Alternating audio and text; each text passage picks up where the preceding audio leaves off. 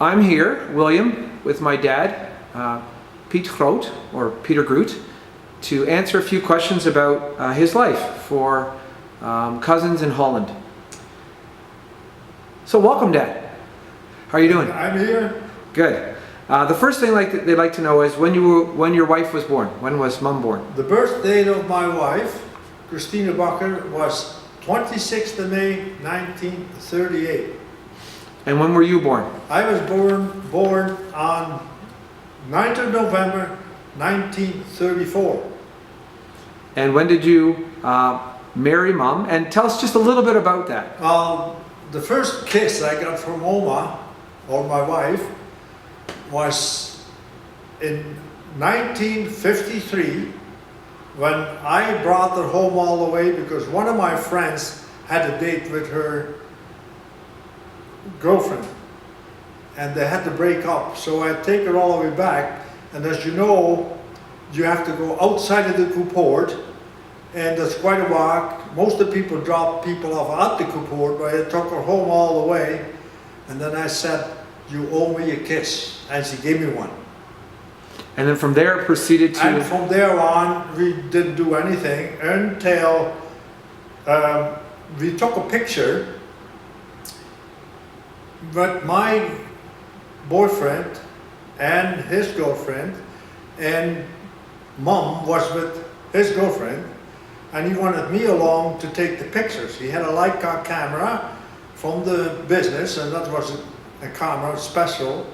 And we went to the park, and he wanted to have pictures of himself and his girlfriend, and I took pictures in different places.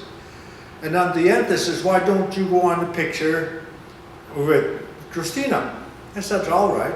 So we did. We stood in the park and we took a picture.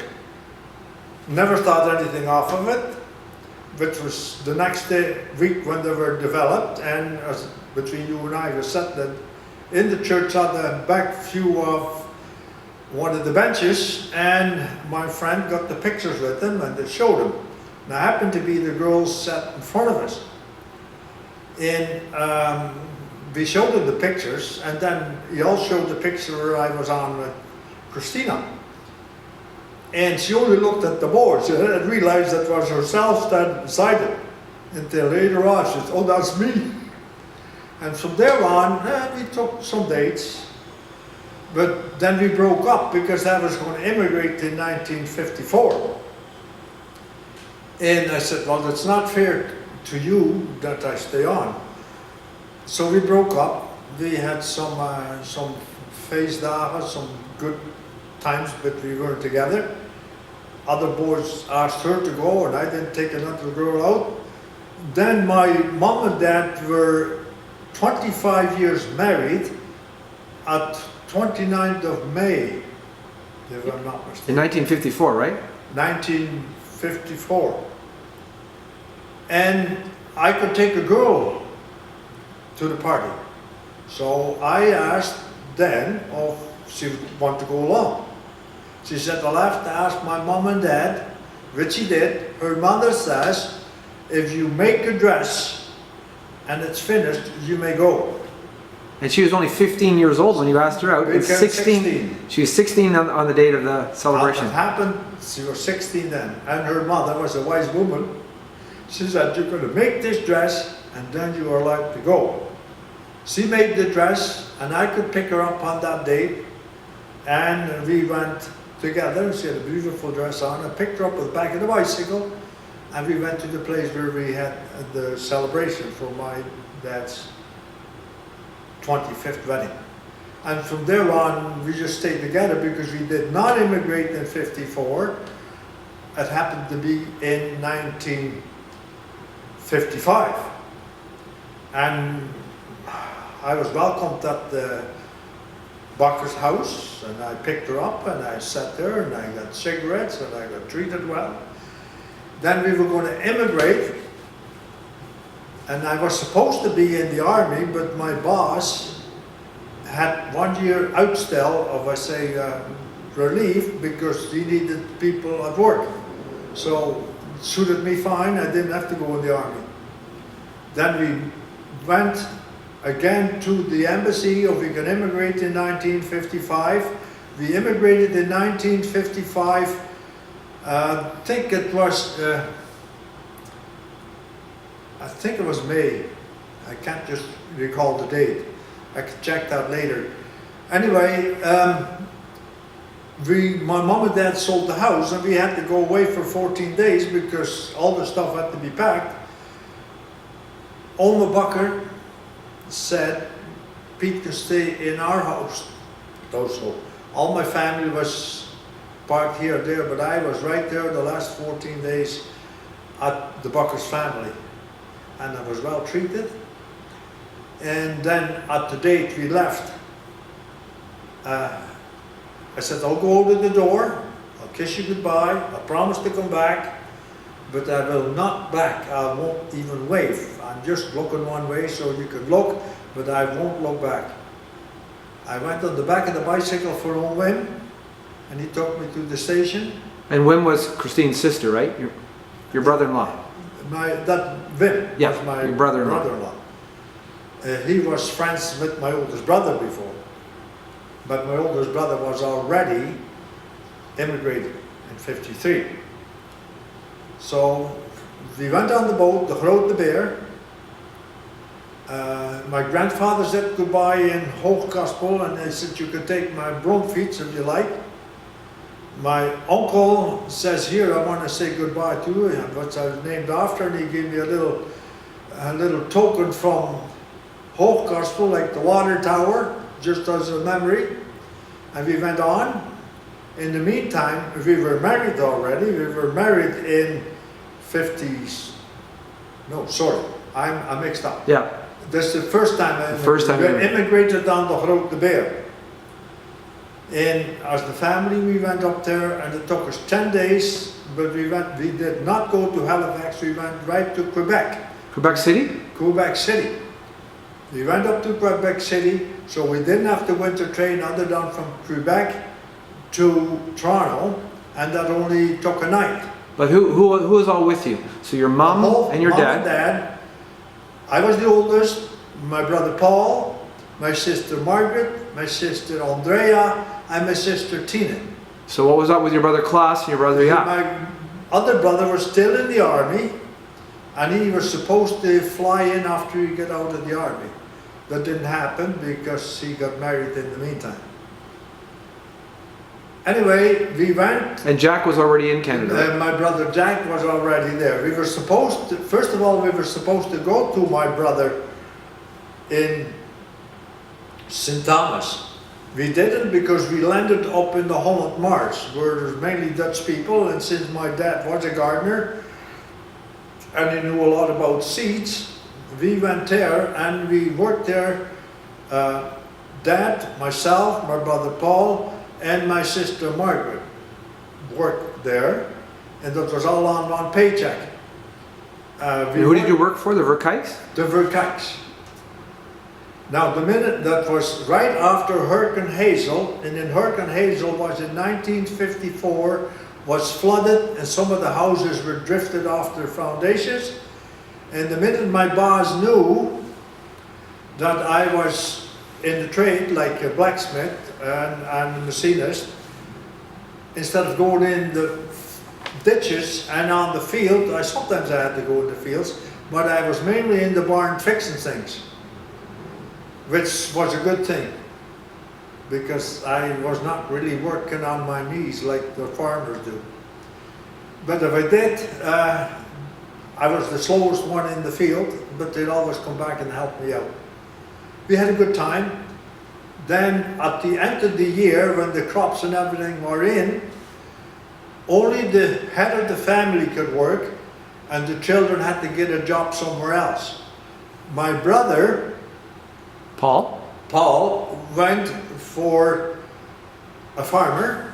My sister went for a dentist, and my other sister worked in a company as a nanny. So that was Andrea? Andrea. I, in the meantime, did not work, but we put an advertisement in the Toronto Daily Star, Dutch welder. And a welder is somebody who works in metal, like I did. And one man from Mississauga came all the way out to the Mars, and he said you could go back. What was his name? Jack Edmondson. And he said, you can come to work for me on Monday. We only had one car, so I could use the car to go to the shop in Mississauga. It took about a half an hour driving.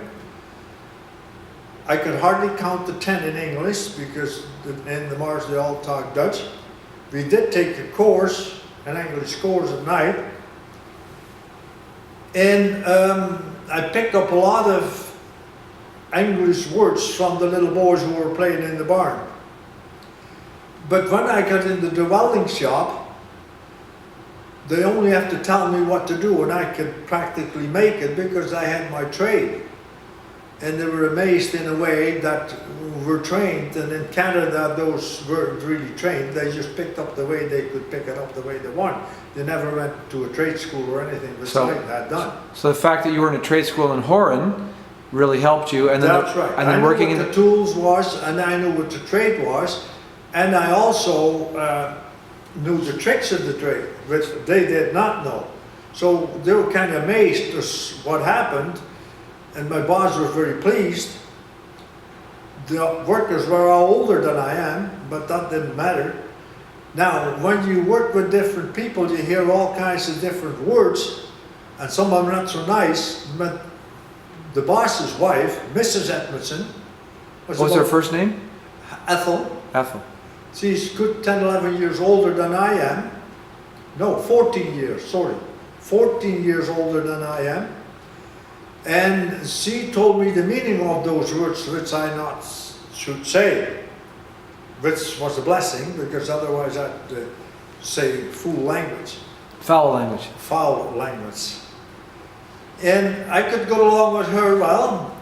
I worked there till Christmas 1956. So let's start with, you got onto the boat at the Rheindamm in New York. I went on the train to go to New York, and I went on in Hoboken on the Rheindamm.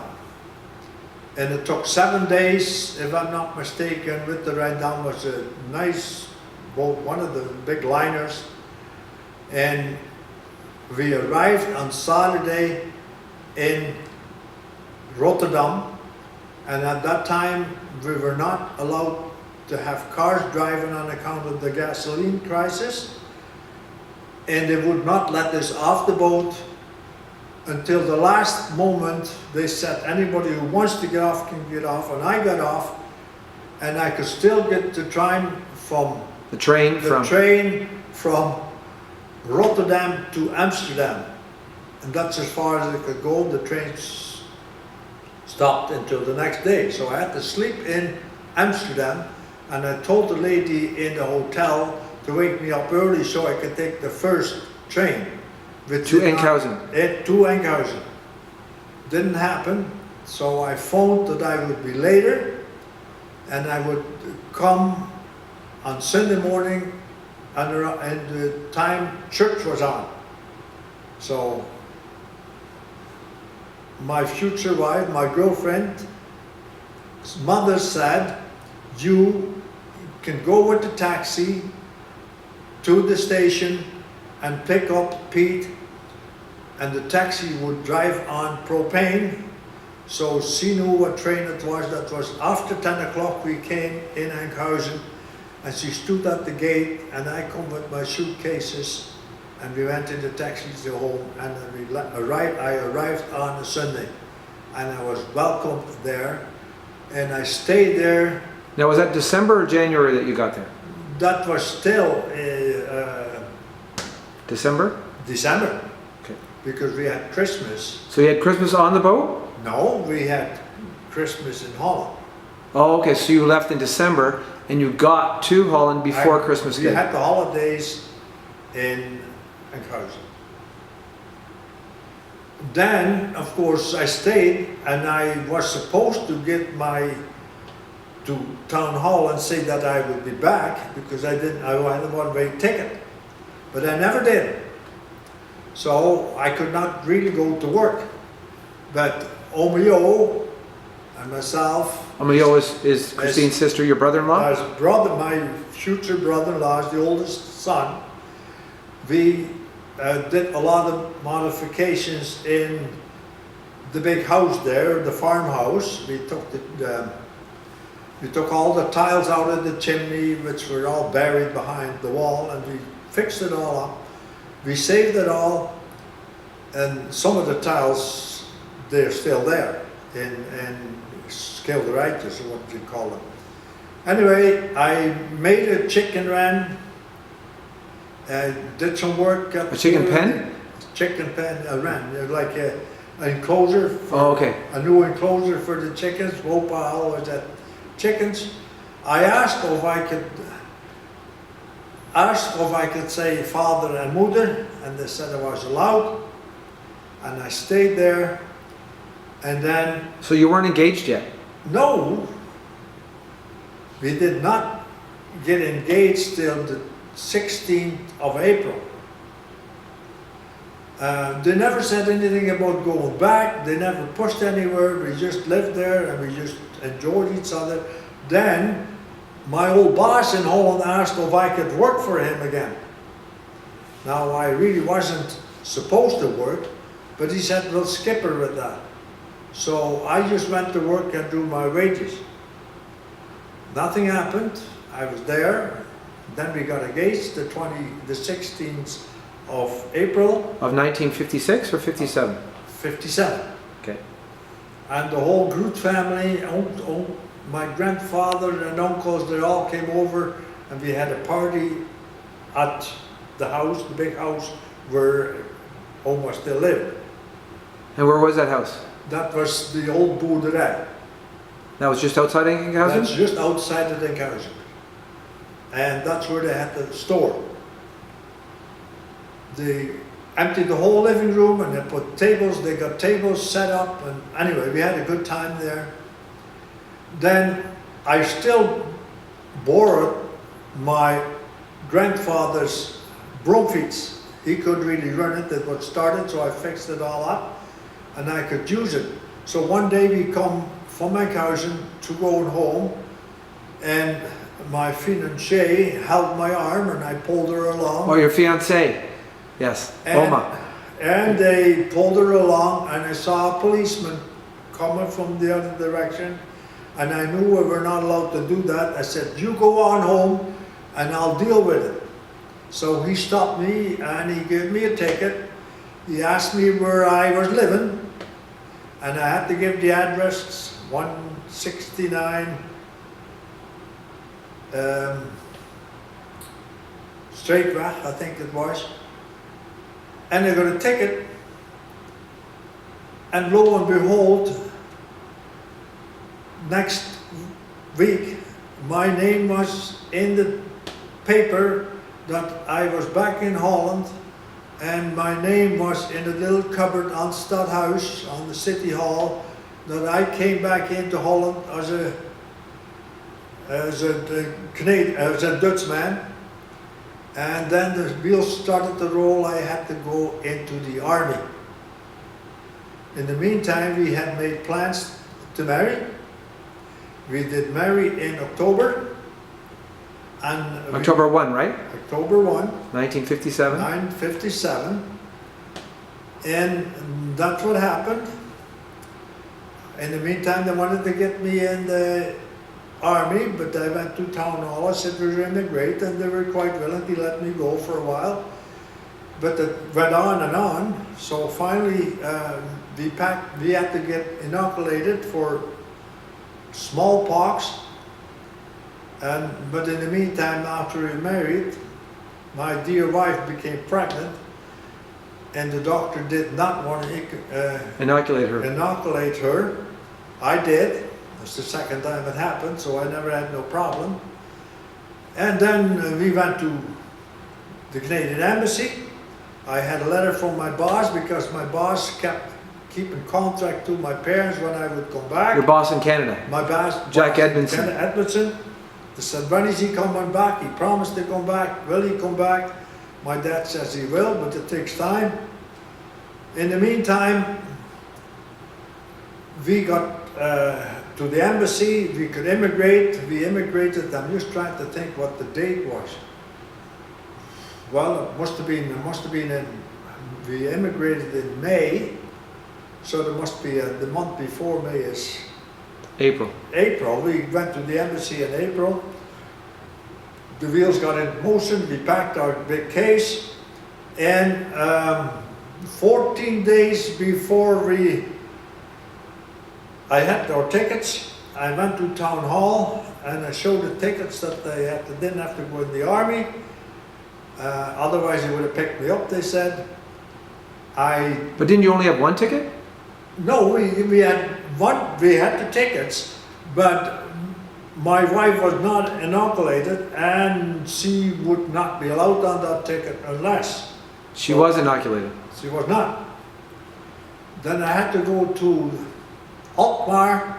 City Alkmaar is the Rion, whatever they call it, where the health department is. And they would let her go if there was no sickness in 14 days. So we went. We stood on the boat way down, and she didn't have a ticket. Oma said, my wife says, you're not going on the boat until I go. I said, no, I'll stay with you, whatever happens. Then at the last moment, we had to go in, everybody was on board, and they gave her the ticket because the papers came through. We were lost on the boats, and they pulled up the boat, and ready to go. That was May 1958? 1950 in May, and it took 7 days or so, I think, I forget exactly. But we arrived in Canada on the 24th of May in Halifax. No, earlier. So we're at the point where you and Mum were on the boat. She got on the boat, she got permission from the papers from Alkmaar. Tell us now what boat you were on and how you got to Canada. Okay, when we were on the boat was called the Rindam. Well, the same one you came the other way. Rindam, no, when, yeah. The Cote-de-Beer, and then the Rindam back, and then the Rindam again. The same boat, the Rindam, and we went all the way to the top deck, and we looked over how high the boat was, and we could look right over the buildings on the Cade. And then we had our cabin appointed to. We had a cabin for two berths. One below, one on the top. So she took the bottom one, I took the top one, but we could still sleep in the bottom one together. So the top one was storage. Well, it's all right. We were in the cabin, we went to eat, and Oma did not have trouble with seasickness, I didn't. We were with about 12 people on the table with the same steward. We were all appointed to a table. We had a nice group. In the meantime, Oma was pregnant for 7 months. She was all dressed up. She looked very good. We had a good conversation on the table with people. And yeah, it was a pleasant way to go over. To get on the train in Halifax, that was a different story because you had to. So you arrived in Halifax? We arrived in Halifax. On what day did you think? It must have been early, the 19 or 20 of May, I can't recall. Okay. But at that time, all our, strange enough, all our shoes had to be wiped off because they were scared that there was cow sickness or whatever they call it. We had shoes in the suitcases, they didn't have to be wiped, but that's just the way it happened. Then we had to go into the train, but we would go in there for 2 or 3 days. We didn't know how long it would be. You had to take food along and drinks along because you could not buy this on the train. So we got in with a bunch of young people, all Dutchmen. They're all immigrated. We had a good time. We had lots of pillows, but the seats were hard. Oma was pretty good at it. We still had a good time, but it was a long time to go with the trip. So you went from Halifax to Toronto? No, to Quebec. To Quebec, by the train? Okay. By train.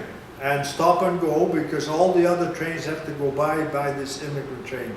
If the line of the train track was taken up for another train, we had to go between the other trains. So you parked, when the train went by, you could go back on.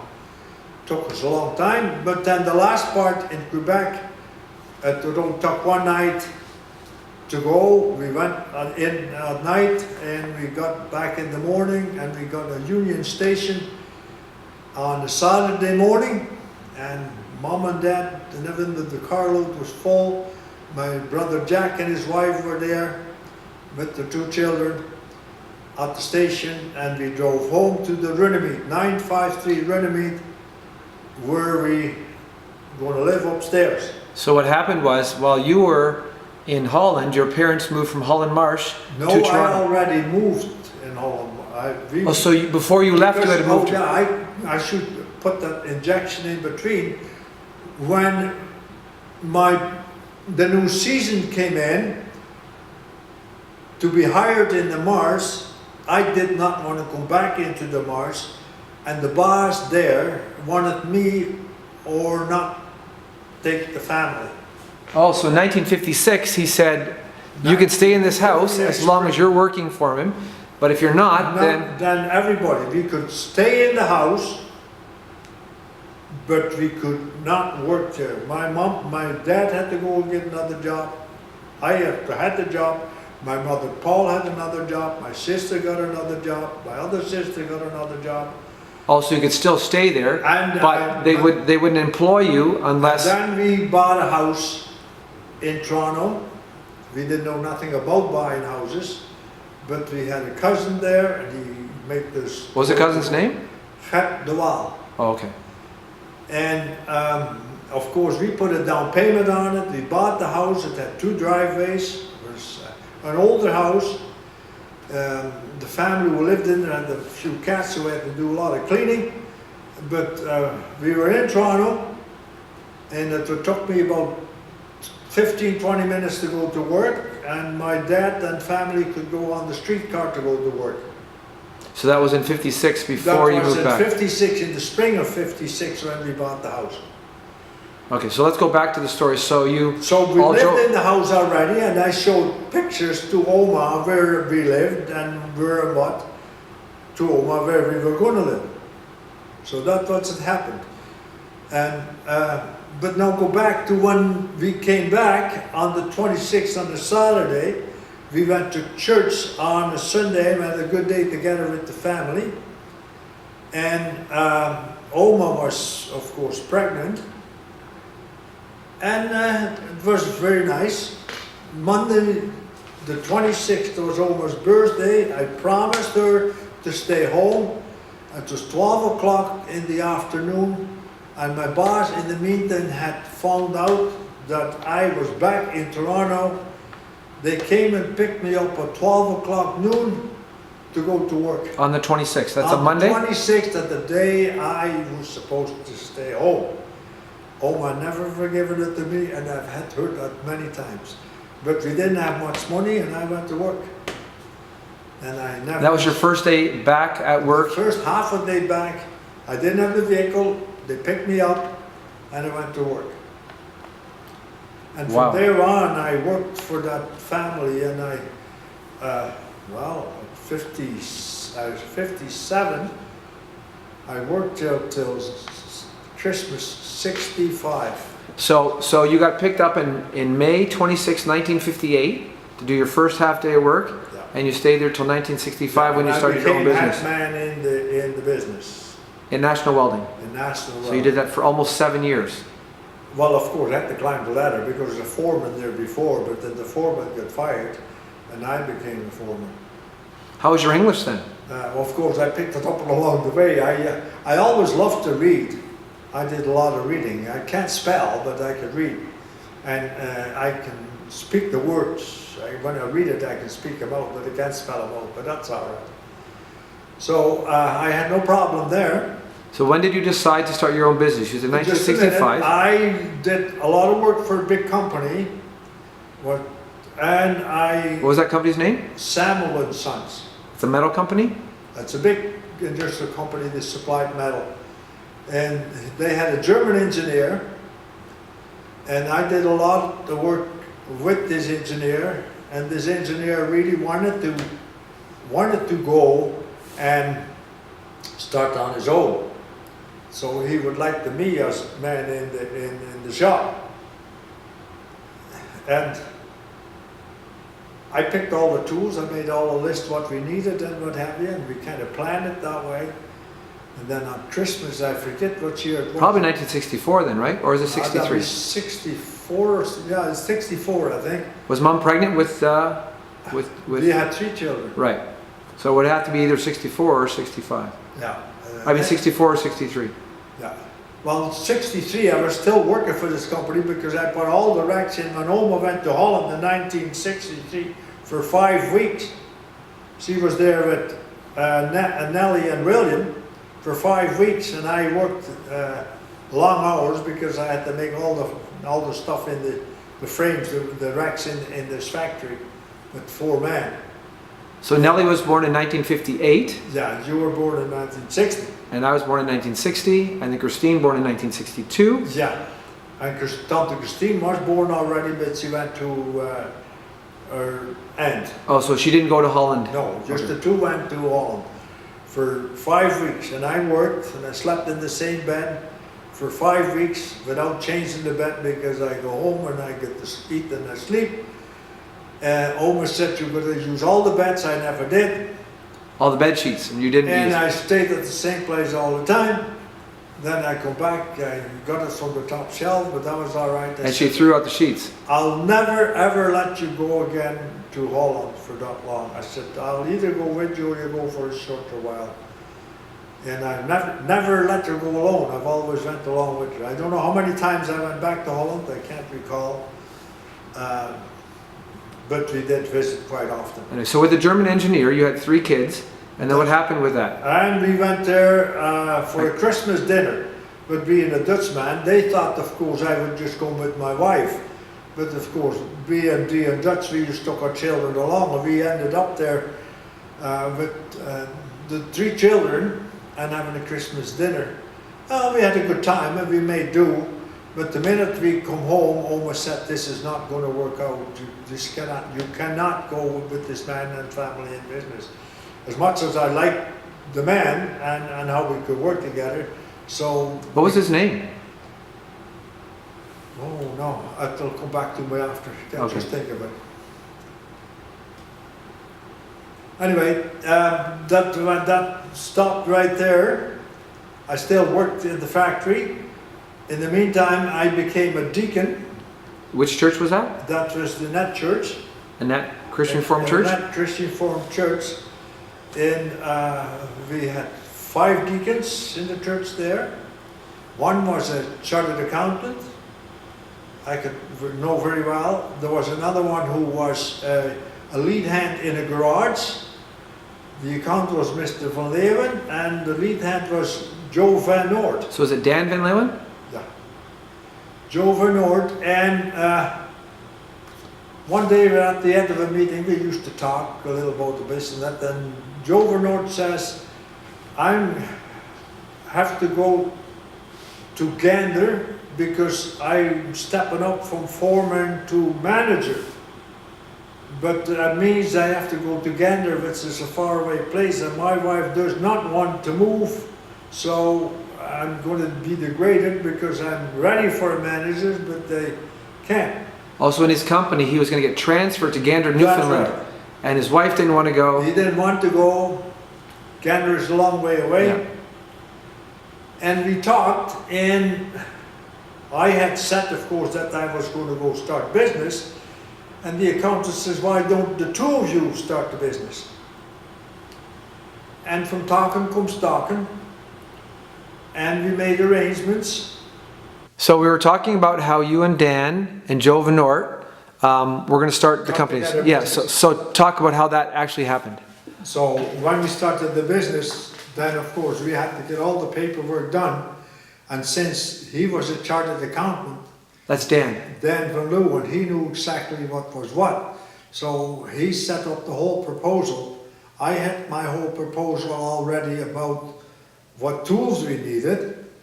And then we had to get the finances together.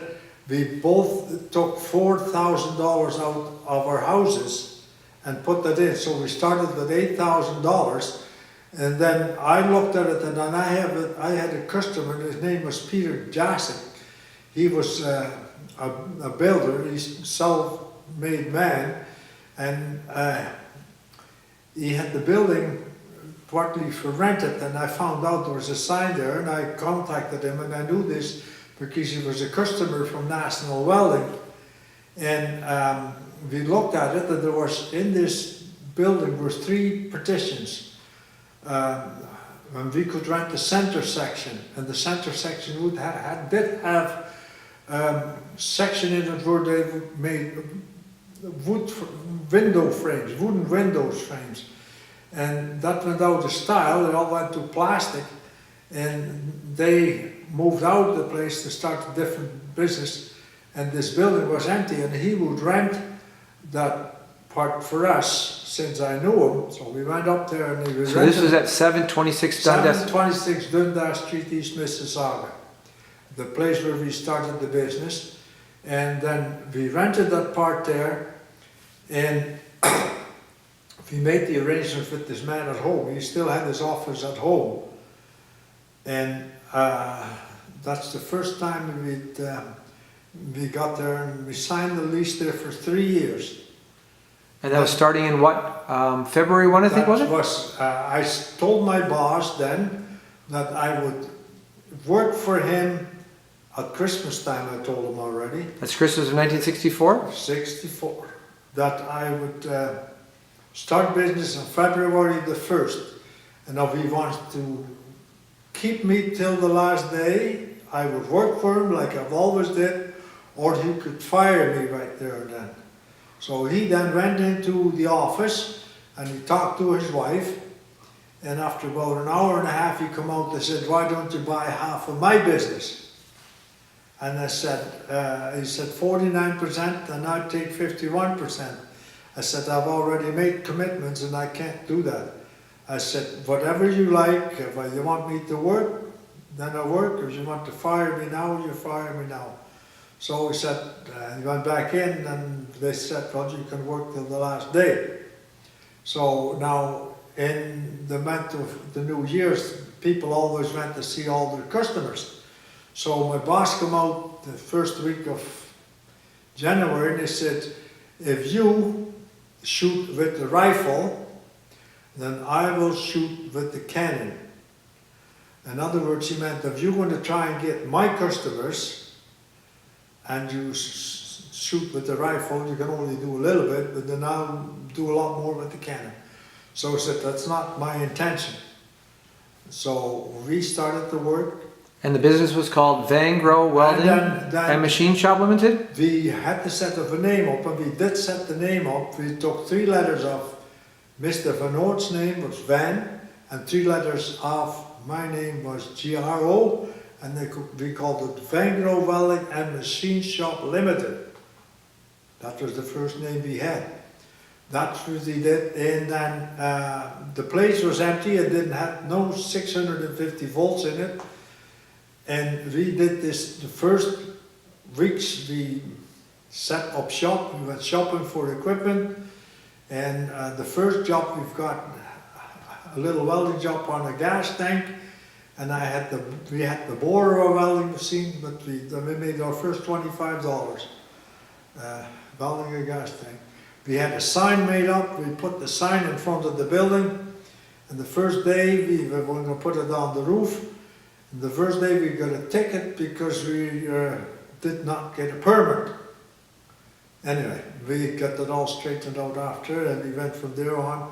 We made workbenches, we set up our machinery, we put the power on it, and customers started to come in, and yeah, we went from there on, and we didn't have all the equipment, so some of the jobs took longer.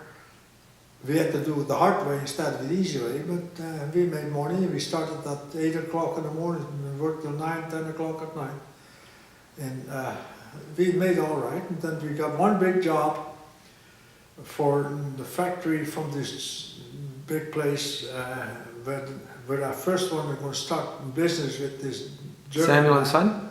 Samuel and Sons, and there was a job for $1,500.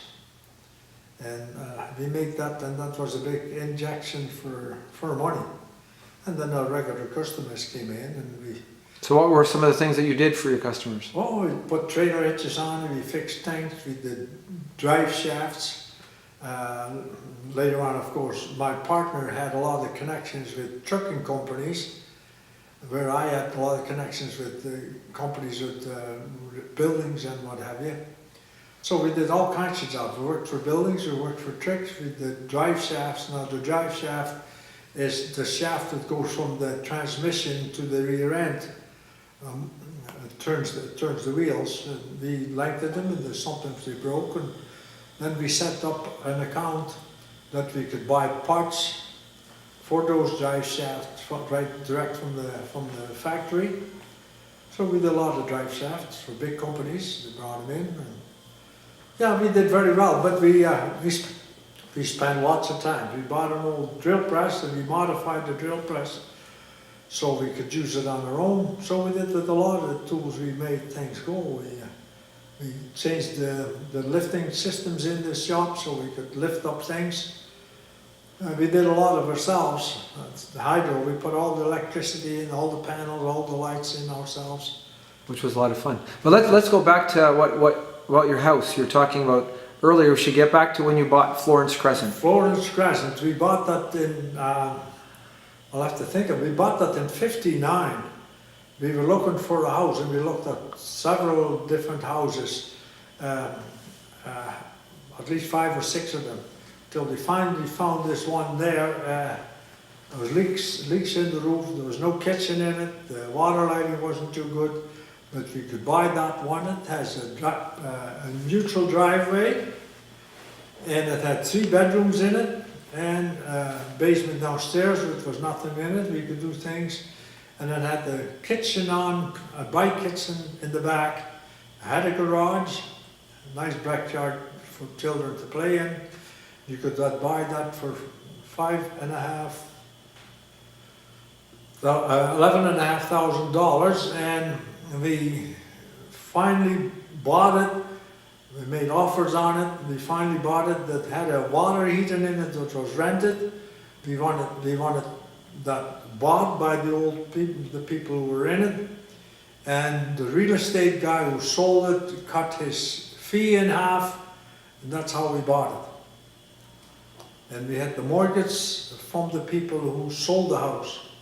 So that was 35 Florence Crescent, right? Yes, we did not have to go to a bank or an institution to get money, because it's very hard to get money of yourself employed. And then after 2 or 3 years, that mortgage, we had to be paid up. And then we went to the Duca Credit Union, and I made arrangements there to borrow the money.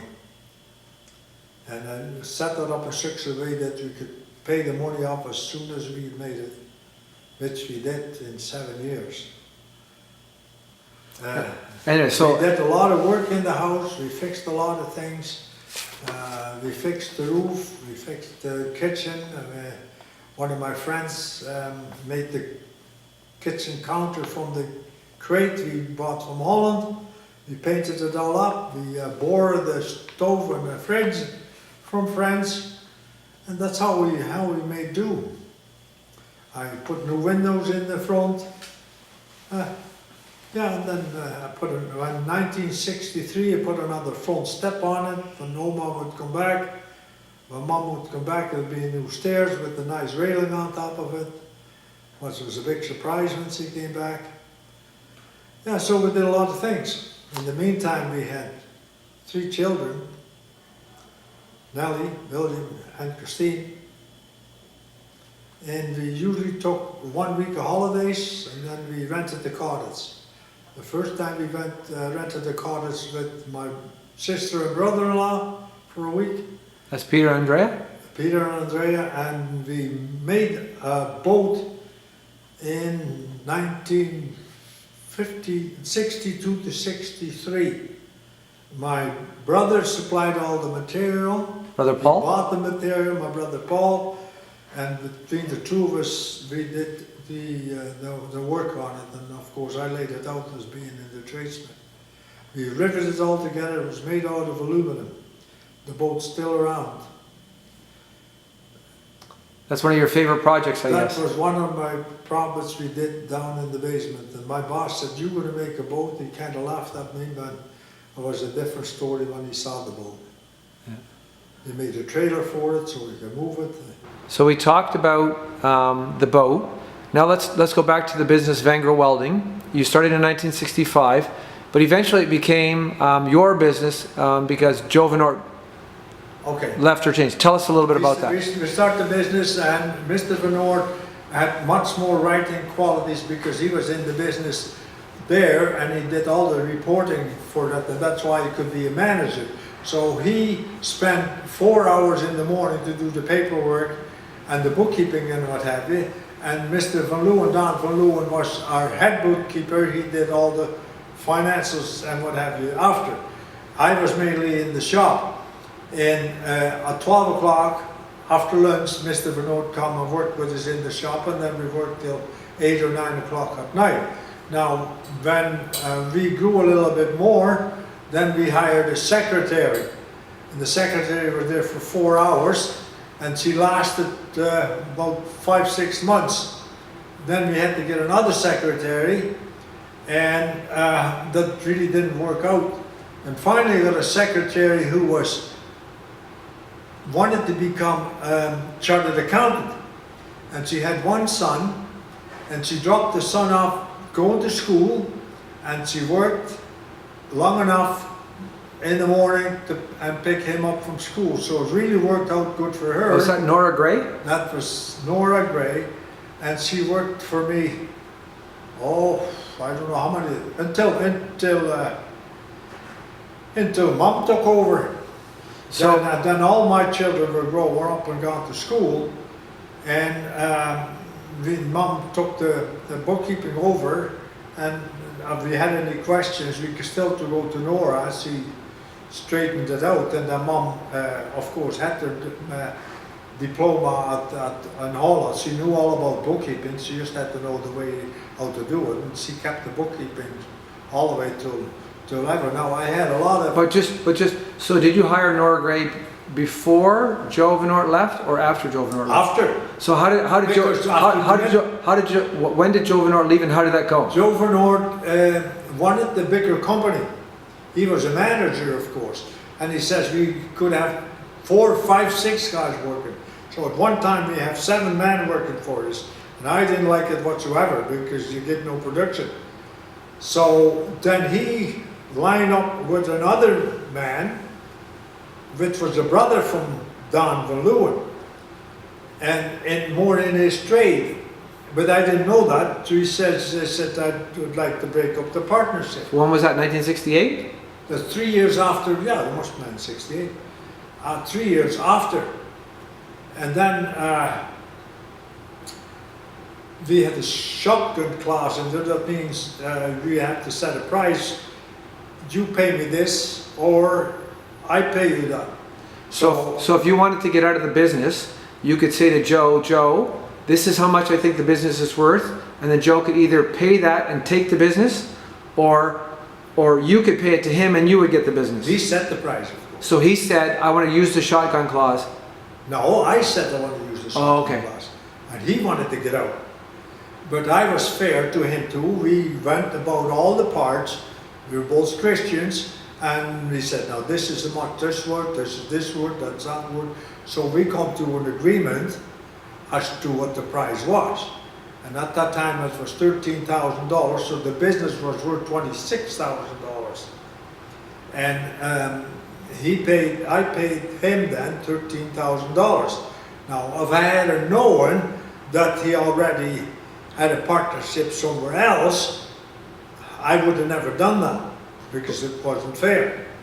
But he never said nothing, and then the minute I set everything up, you cannot start another business in this area because then, and he found it all right because he had something else in mind altogether. But I didn't know. I never had no problem with it, but I don't think it was fair for him to say I'm already in business with someone else. He didn't tell you that? He didn't tell me that. I didn't know that until after. Now, it was his good right to say so, but then if we had to set it, I would have never gone back and says, this is that much worth and that is that much worth. But anyway, that's fine. You paid a fair price. I paid a fair price and I was satisfied to pay the price because it was my kind of business. Now, in the meantime, did you not buy another house? In the meantime, we had bought another house, yeah, at Golf Down. 9 Golf Down? We sold the house for 17,000, and we bought another house for 26. But when Mr. Vernord says, I want to go to Holland before I start the other business because we had a date set. I said, that's not fair because they're now doing the work, and I said, if you go and I want to go. And then I went with you, and I go with Edward and Christine. Ed and Christine and Mum. Edward and Christine and Mum, we went to Holland. And I don't know exactly what year it was, but That must have been 68. 68.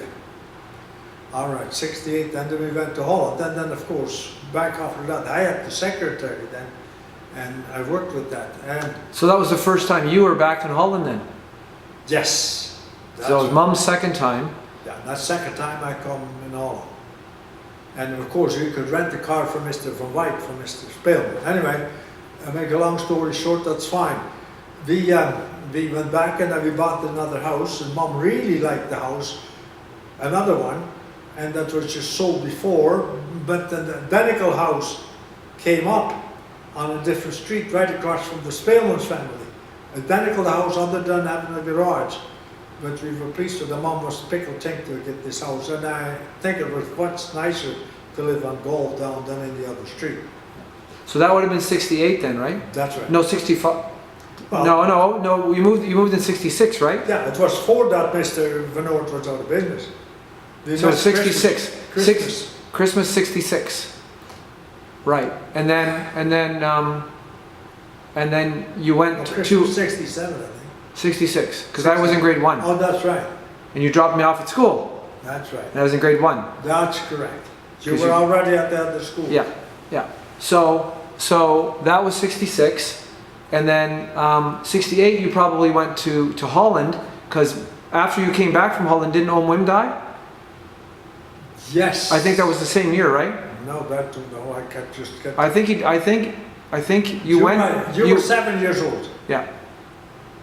Yes, you were 7 years old when they phoned Mum, and then Mum cried, Yeah.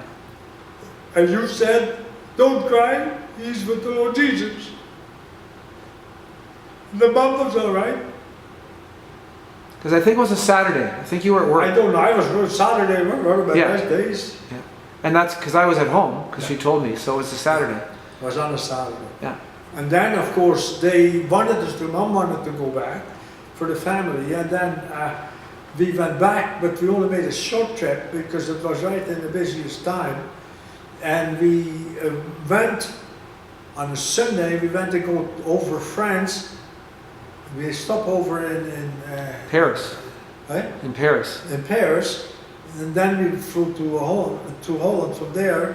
But then, after the funeral and everything else, we went back to England. We had to pay extra, but it would be better off to go back to work than stay there because my brother Paul was taking care of the business and the secretary. And that's the way things were, right? Now, maybe you did go in 67. Because Taltahika and Encore, did they not come in 68? I can't remember when that was either. Well, I'll have to look at the dates. I can't. But Yeah. anyway, that's how it went. But whatever year that was that Uncle Wim passed away, that they probably know that better than I do. I can look it up on the papers. But we went there, and Uncle Wim was buried up, of course, and Mr. Van Wilden, we saw him still before he was buried. Then.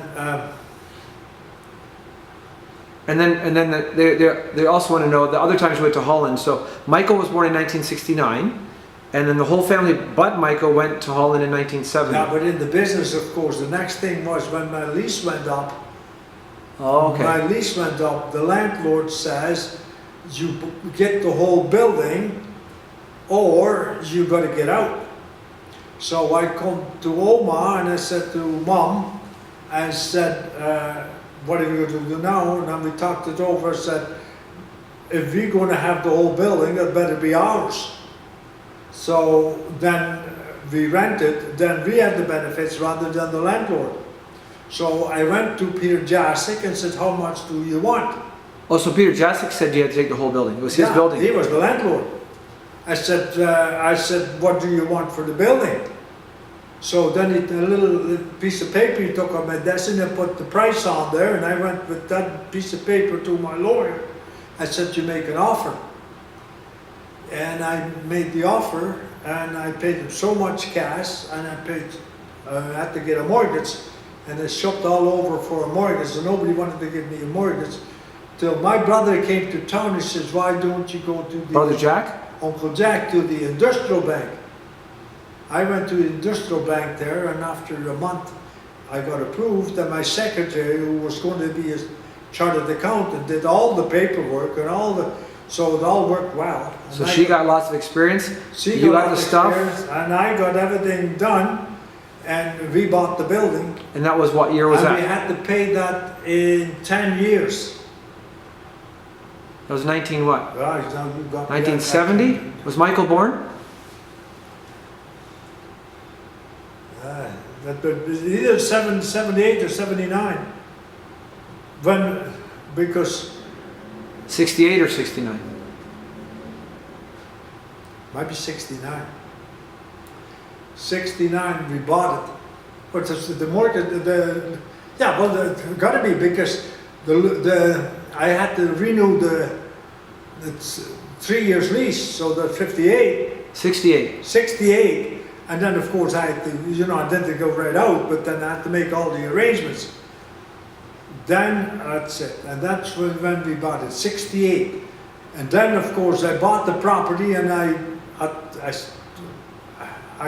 bought the property, and then I was in the property. 68, we were the owners, and we then sold away the landlords, so the people on either side helped us pay for the building. The people you rented to? The people I rented to. Now I had lots of different customers, and one and another one, but I was always right there. So I rented, and they helped us pay for the mortgage, and the mortgage was for 10 years that had to be paid. And after 2 years, the government says you may be dispropriated. Oh, okay. Because we're going to make a clover leaf. Which means that they were going to take your land. We're going to take the land. So then I go home and said to Oma, what are we going to do now? Well, Oma says, if they dispropriate it, then we're going to get money for it, but then we should have a place where we could go. So then we said we should buy a piece of land so we could build another shop. So then I went to Peter Jasic, because he in the meantime has grown to be a bigger company, and he was building and businesses here. So I went to him and said, I want to buy a piece of land. So I said, how big? I said, 125 by 250 should be enough. So we went to look at a piece of land, and we stood at that heuveltje at the mountain there. I said, that's only a small piece. He says, why don't you buy two? It's only a down payment. So right there and then I said, I'd buy two. So we get this all arranged, and we got a mortgage on it, and we paid the mortgage because we made enough money from the tenants and the work that we could pay for it. And then we paid it, but in the small print it says that you had to build within 2 years. And that, what was the name of that? What was the name of that location? That's on Creek Bank. Creek Bank. In Mississauga as well? And Mississauga, yeah. Do you know the number? 5211, Creek Bank. And then we had to build. So I went to Peter Jasic. He says, what would it cost to build? What do we do? Now he said, all you have to do is pay me 10%. Mr. Van Vliet then found me a tenant who was in the photo business, which was called Vivitar. And Vivitar wanted the building set up the way they wanted, with the offices, everything, and they set this all up. And Vivitar was a good customer. I could get a mortgage at the building. When Vivitar moved in, I got the mortgage on the building, and with that mortgage I could pay everything off, whatever I put on the land and on the building. So I was blessed in many ways. I don't know how I could ever do it. I had money left over to buy another piece of property, which I did. And I still kept my welding business going. And then in 80 I had another piece of property built, and I was going to have Peter Jasic put 2 buildings up on that one. But the company, things changed. I only put 1 building up because the interest went very well up. And I put 1 building up, and there's 5, 6 buildings beside me, all double buildings. But I was blessed, and I don't know how the Lord did this all to me. Somebody wanted a building with a big parking lot, and I had my building rented out when nobody else could. And it was a good company, Hitachi, in construction. They finished the building and the parking lot off, and they moved in. And I got another mortgage on that one. So how did what did Mom do in all of this? Mom did all the paperwork and what have you. We did all the figures between the two of them. I did a lot of talking they could do now. My mom was the one who puts all the thing on paper, and Mom was a bucketty. She was good with figures. And we never had no problems. She always did the bookkeeping, and she did the booking for companies. And in 1978, we changed the company from Vangro Welding to Vangro Holdings. And Vangro Holdings had the buildings and the company in it. And the company was then just called Vangro Welding, not Vangro Welding and Machine Shop anymore, just Vangro Welding. Then I just worked on, and I worked till I was 70, and we were blessed. And in the meantime, I was an elder a few times, and I was in the school board for a while. So was Mom, wasn't she? And Mom was in the school board for a while, and Mom was involved with the church in the babysit and coffee break. Mom visited homes all the time. She visited the hospitals. She was a busy woman. Yeah, so she was at Queen Elizabeth Hospital for years too. For years, she volunteered on Tuesday, and yeah, we were blessed. And I worked in the business, and Edward came working with me, and I had an Italian working for me. His name was Gino. His name was Gino. I had other men working, but that did not work out. We just stayed with two. In 2087, I put up another building behind Vangro Welding. 1987? 87. I put another building up behind Vangro Welding in 2007. The big building which I also rented out burned when I was in Holland, and that all had to be cleaned up.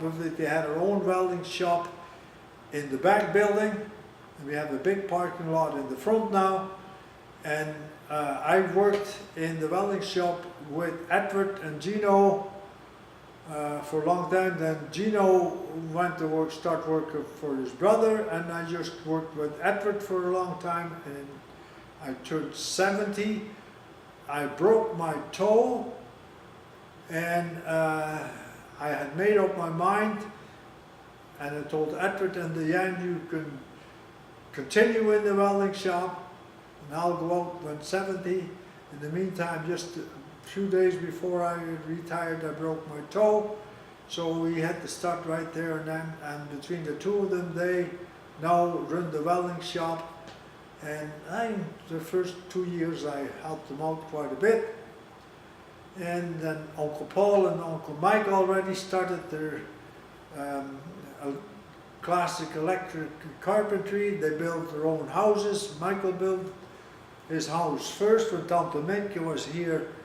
He started building on it. What year was that?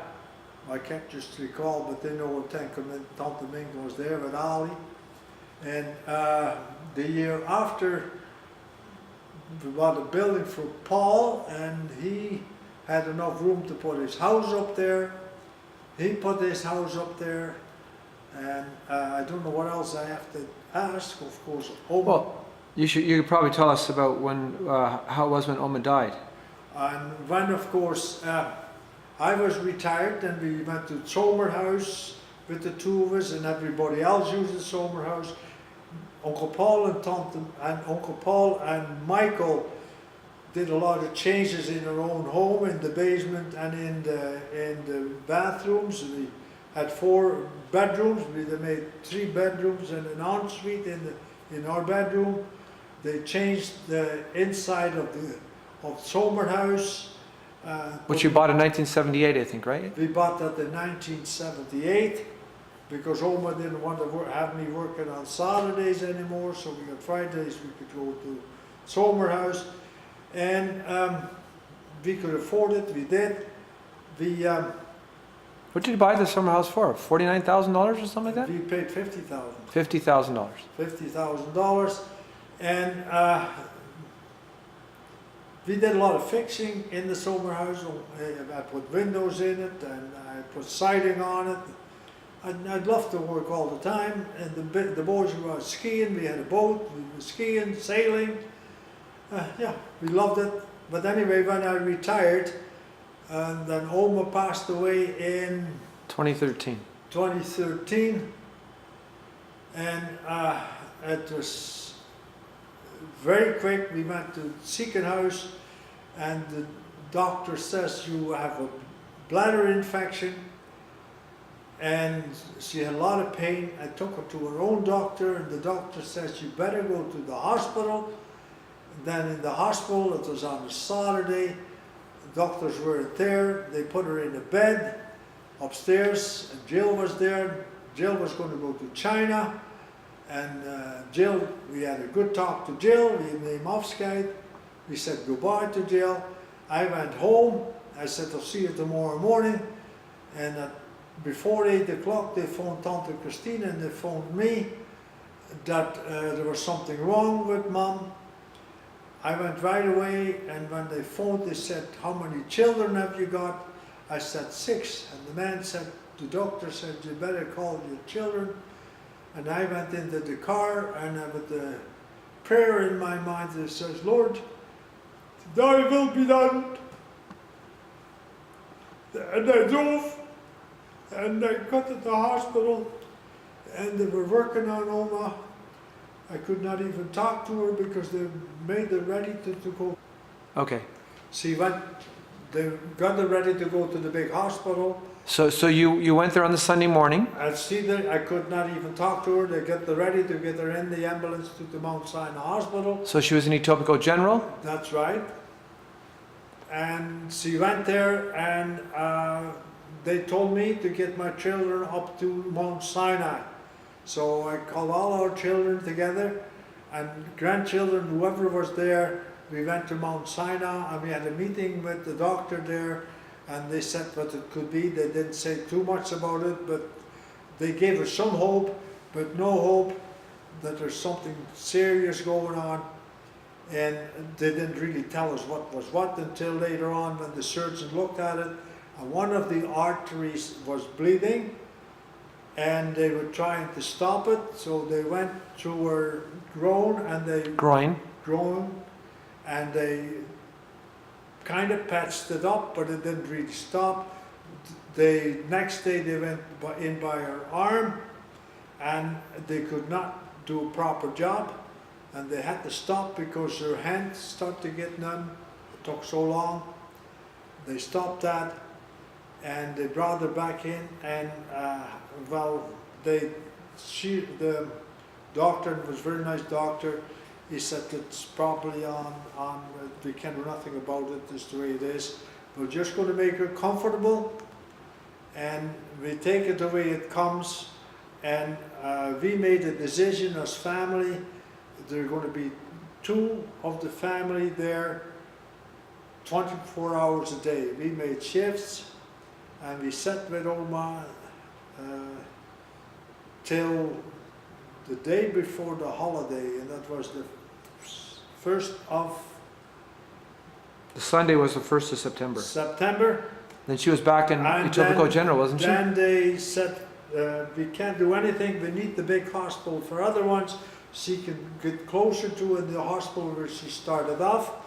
So she went in the ambulance, and when she got in the ambulance, she was quite obese. She talked to some of the children. I wasn't there, she talked to some of them, and she kind of jokingly to the ambulance driver yet. Then she went in, and we were not allowed to sit 24 hours with her. There was one nurse for 3 rooms, and Sunday I said goodbye to her on Saturday night, wasn't it? Saturday night. I said, I'll see you tomorrow morning.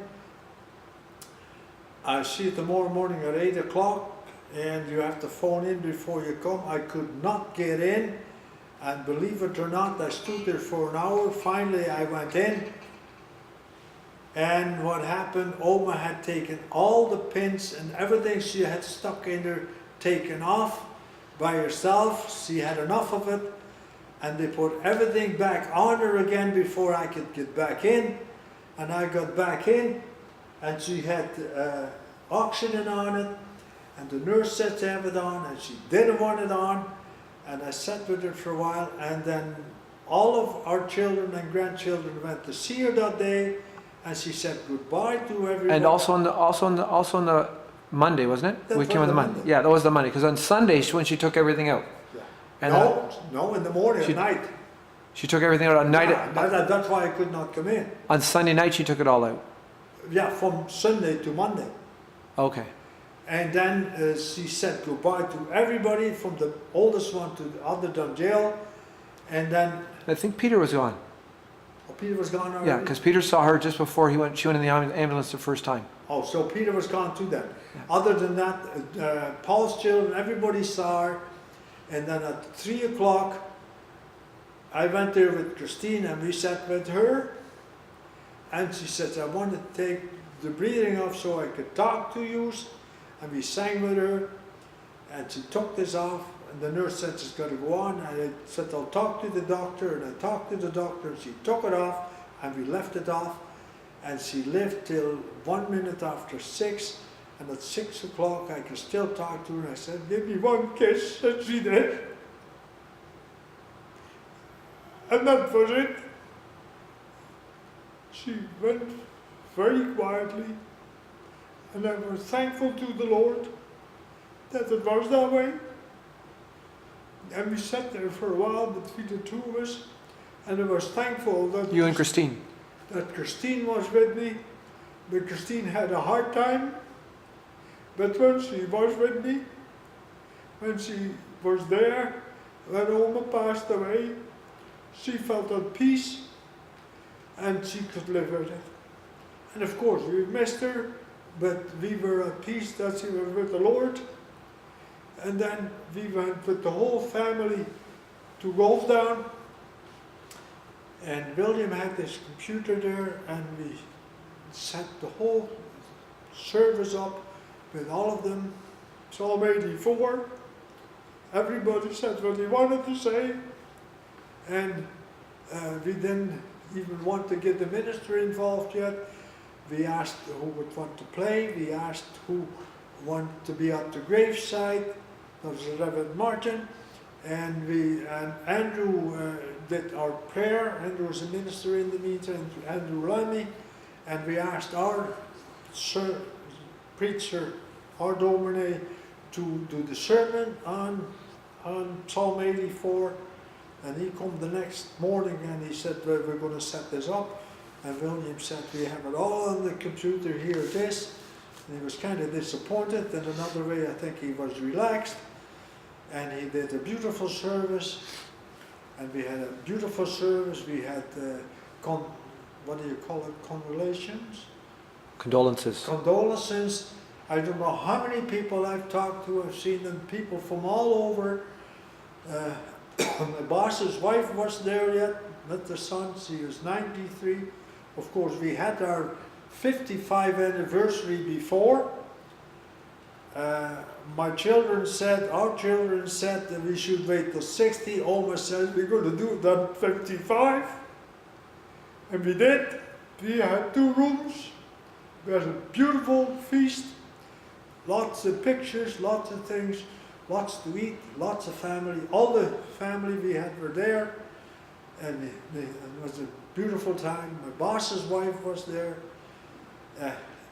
She was there with their daughter. Yeah, nephews, cousins, whatever family we could get, they were invited. I don't even know how many people were there. And then, of course, at the funeral, we had the same thing. We had the basement of the church. We had everything prepared. We had a lot of people come in, friends, family, and yeah. And then we had beautiful service, and afterwards we had to get together with the family, and we said goodbye. And then we had the graveside, of course, and that's all on video too. If you did want to see that, you can still do that, right? I guess all you have to do is Go on YouTube. You go on YouTube, then what you say, Christina Groot. Christina Groot. You say on YouTube, Christina Groot, and it'll come right up, and you can see the whole thing. Now, since then, you've moved, so you're in Golfdown until when? Of course, I lived on Golfdown, and I went to Edward, and I went to Paul. Lots of times I was sitting on Paul. I was So you're talking about Van Gogh Welding and Classic Carpentry? Yes, that's Okay. right. Both businesses. And first of all, I was much more at Golfdown, but that Classic Carpentry I did First at Van Gogh, you mean? At Van Gogh. And then Classic Carpentry had to change a lot of machinery and do this. I helped out there a lot, and I was on the way home. And then the neighbor says the lady on the other side of the house, a widow, is going to sell her house. So I went back in and said to my sons, Paul and Michael, or Michael and Paul, Michael comes first. I said, we should buy that little house there. It goes right on the back of this property. And I would like to move in and sell the house on Golfdown. I'll be quite close by with my youngest grandchildren. I'd like to see them grow up. I see Michael and Paul every day. I can go with Michael to Jordan on weekends. So we made arrangements with the real estate, and before it was on sale, we bought it. Then the boys wanted to fix it all up for me, so they took all the 3 bedrooms out, and they made a living room, and a dining room, a galley kitchen, a bathroom with everything in it, washing machine and everything, a nice bedroom, and a little storage room. And I got a beautiful backyard, and I love the place. I don't have to do too much vacuuming. I got everything I need there. I like the washing machine and the shower. I like my bedroom. That's good. And I'm very close by the shop, and I go to Van Gogh Welding to do jobs. I got my little corner on my desk at Classic Carpentry, and Michael is going to do all the paperwork for Holdings. So it's worked out. Which is all on computer. Yeah, and every day once in a while we have to have a family meeting, and we have pretty soon have to have a family meeting because, well, things would have to be organized the right way. Now, one more question they'd like to know about. Tell us a little bit about your relationship with Tante Christine, like your wife's family, like Tante Hika and Tante Minka, especially because they've been here, and other relatives here. I think Tante Hika has at least been here 12 or 15 times. She's been at all the weddings, anniversaries, other than the last one. She's been here with Old McCore and with Bill Weiss. They loved it here, they've seen everything. And Tante Minka came in here. We really enjoyed Minka with Tante Ali and the girls. We had a good time. I love to go, and I promised Mom to go to Holland anytime she wanted to go. We did go there, and I've always liked to go to Holland, and we made arrangements in Zuiderzee, whatever you call it, Driebarne. It was too hard to be with the family. We went to visit the people, we visited friends, and I enjoyed going there. So, and then you've kept regular contact with Tante Hika and Tante Minka? I can't, of course, Tante Minka passed away, and I made a promise I'd phone Tante Hika every Saturday, and if I can't phone on a Saturday, I make arrangements for before, and I have no problem talking to Tante Hika for half an hour. I've talked to some people in Holland. I've talked to Wimpy. I've talked to Christine de Boer. I've talked to Nell in St. Pancras. I've talked to Willem Bakker in Medeblik. Yeah, I talked to Danny for a while. He's pretty good in his English, I don't mind that. Yeah, I still enjoy whatever I'm doing, and the Lord has really blessed me in church. I still go to the church where I always went. I know a lot of young people there, a lot of couples. I grew up there. So finally, what would you like to tell us as a final thing? That I'm blessed. Right here today, we're in a family gathering from one of my great-grandchildren, William's grandchild. They had family over and friends. We had something to eat. We talked to people. I talked to a lot of people there I know. Sat with young people. I could do a lot of praying for my grandchildren. For some of it's easier, for some of it's harder. The world has changed a lot. We were engaged and married early. Nowadays it takes a long time before they get the right boy or the right girl. And yeah, it must be different. It's a different world altogether. But the Lord has been good to us. And as long as I live, I hope to do what I can. And I have good time talking to Don Teek. And yeah, Don Teek says that there isn't much left over for me. I always go to Oma Brown. I've talked to Tante Afra, who was in the meantime in an old age home. Yeah, and my dad always said the older you get, the more people you lose. You have to try and make new connections. And that's what we're trying to do. And I live close to the Lord. And I have my own Bible. I do a lot of reading, which I really like. It's a new one, it just came out. It's got lots of notes with it. And yeah, it's... Is that the Wayfaring Bible? The Wayfaring Bible, and it's Wayfinding Bible. Okay. Gives you date, gives a lot of dates, a lot of... History? History ties things together. Yeah, I really enjoy it. And there's parts I write down.